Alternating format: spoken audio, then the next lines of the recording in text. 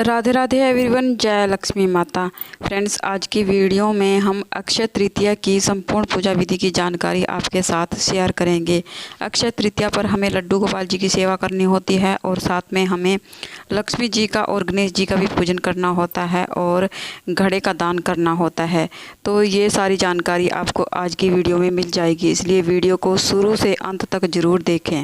लड्डू गोपाल जी का चंदन श्रृंगार कैसे करना है और उनको चंदन लड्डू कैसे देना है, ये सारी जानकारी मैंने अलग से वीडियो में अपलोड कर दी है, आप चैनल पर चेक कर सकते हैं। उसके बाद हम चौकी लगाएंगे, चौकी पर हम लड्डू गोपाल जी को विराजमान करेंगे और साथ में हमें जिस घड़े का दान करना है उसको भी हम थोड़ी सी गेहूँ का आसन देते हुए विराजमान रख लेंगे। और देखिए, घड़ा मेरा हिल रहा था तो मैंने दिए की मदद से इसको अटका दिया है और थोड़े से अनाज की कुटी करते हुए मैंने माता लक्ष्मी और गणेश जी को भी विराजमान कर लिया है। मेरे पास ये इनकी जॉइंट फ़ोटो है, अगर आप अलग अलग से विराजमान करना चाहते हैं तो अलग अलग से विराजमान कर ले। उसके बाद भाव स्वरूप जल के छींटे देते हुए हम सभी को स्नान कराएंगे। थोड़े से गेहूं के दाने का आसन देते हुए हम दीपक प्रज्वलित करेंगे। अक्षय तृतीया के दिन हो सके तो आप देसी घी का दीपक जलाएं, देसी घी ना मिल पाए तो आप तिल के तेल का दीपक भी जला सकते हैं। दीपक हमारी पूजा का साक्षी होता है।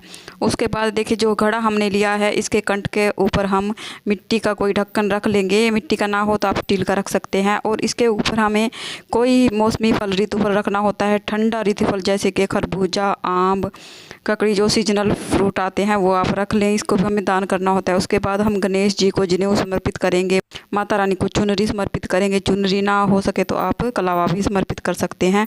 उसके बाद हम सभी को फूल समर्पित करेंगे। उसके बाद हम सभी को तिलक करेंगे। सबसे पहले हमें रोली से तिलक करना होता है क्योंकि रोली माता लक्ष्मी और गणेश जी को बहुत अधिक प्रिय है। और साथ में हम घड़े का पूजन भी करेंगे। घड़े पर आप स्वास्तिक भी बना सकते हैं। स्वास्तिक बना हुआ देखकर घड़े का दान करने में थोड़ी प्रॉब्लम सी होती है, इसलिए आप तिलक ही लगा दें। मैंने सबसे पहले रोली से तिलक किया, उसके बाद चंदन से तिलक करेंगे और तिलक पर हम अक्षत भी समर्पित करेंगे। उसके बाद हम भोग समर्पित करेंगे।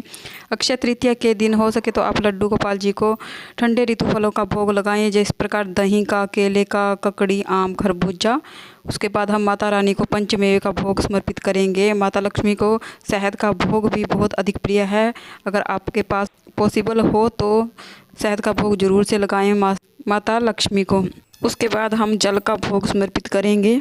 अक्षय तृतीया के दिन आप किसी भी अनाज जैसे गेहूँ या चावल का दान जरूर से करें क्योंकि अन्न का दान बहुत ही महापुण्य प्रदान करता है। उसके बाद हम जल का भोग लगाएंगे और देखिए, जो तिलक हमने किया है सभी को हम अक्षत समर्पित कर देंगे। उसके बाद अक्षय तृतीया के दिन हमें मीठे जल का दान करना होता है। घड़े में अगर हम चीनी डालेंगे तो घड़ा खराब हो सकता है, इसलिए आप अलग से चीनी रख लें। चीनी या गुड़ कुछ भी आप ले सकते हैं, यानी कि कोई भी मीठा आपको लेना है। तो मैंने चीनी यहाँ पर रख ली है। घड़े में मैंने चीनी नहीं डाली है क्योंकि मीठा डालने से घड़ा खराब हो सकता है। इसके साथ अक्षय तृतीया पर हमें जौ का दान करना होता है। जौ का दान सोने के दान के समान होता है, तो आप जौ का दान जरूर से करें। उसके बाद हम पूजा में दक्षिणा रखेंगे।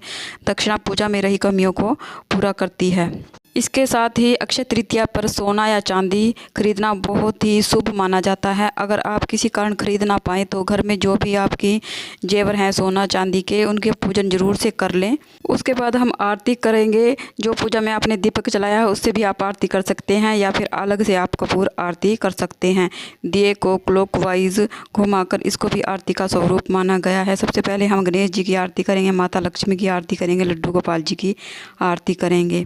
उसके बाद हाथ में थोड़ा सा जल लेकर हम चौकी के चारों तरफ से 2 बार वार लेंगे, आचमन कर लेंगे। इस प्रकार हमारी पूजा संपन्न हो जाएगी। हाथ जोड़कर माता लक्ष्मी से प्रार्थना करेंगे और अपनी मनोकामनाओं को पूर्ण करने के लिए प्रार्थना करेंगे। पूजा में रही कमियों के लिए समयाचना करेंगे। इस प्रकार से हमारी पूजा संपन्न हो जाएगी। पूजा करने के तुरंत बाद हमें घड़े का दान करना होता है। जो हमने ऋतुफल घड़े पर रखा है इसको हमें दान करना होता है और साथ में जो हमने चीनी, दाल, गेहूँ और जौ रखे हैं इनका भी हमें दान करना होता है। साथ में दक्षिणा का दान करना होता है और जो भोग हमने लड्डू गोपाल जी को लगाया है, साथ में माता लक्ष्मी को लगाया है, इसको आप परिवार के सभी सदस्यों में बांट सकते हैं प्रसाद स्वरूप। तो फ्रेंड्स, ये थी अक्षय तृतीया की संपूर्ण जानकारी। फ्रेंड्स, अक्षय तृतीया के दिन किया गया दान पुण्य, इसका इसका फल हमें अनंत गुना होकर मिलता है। पीढ़ियों दर पीढ़ी हमें इसका फल मिलता रहता है। इसलिए अक्षय तृतीया पर दान जरूर से करें। ज़्यादा कुछ ना कर पाएँ तो एक मिट्टी का घड़ा कंठ तक भरकर जल से उसका दान करें। जिस घड़े का दान करने से हमारे जीवन की बहुत सारी परेशानियों का हल हो जाता है और इसका अनंत गुना फल हमें मिलता है। तो ज़रूर से करें घड़े का दान अक्षय तृतीया पर। तो फ्रेंड्स, ये थी अक्षय तृतीया की संपूर्ण जानकारी। अगर आपको अच्छी लगी है तो प्लीज़ वीडियो को लाइक कीजिए। अगर आप मेरे चैनल पर नए हैं तो चैनल को सब्सक्राइब भी कीजिए। अभी बात कर लेते हैं कि साल 2025 में अक्षय तृतीया कब है। साल 2025 में अक्षय तृतीया 30 अप्रैल को मनाई जाएगी। तो आप सभी को अक्षय तृतीया की ढेर सारी शुभकामनाएं। जय लक्ष्मी माता। राधे राधे।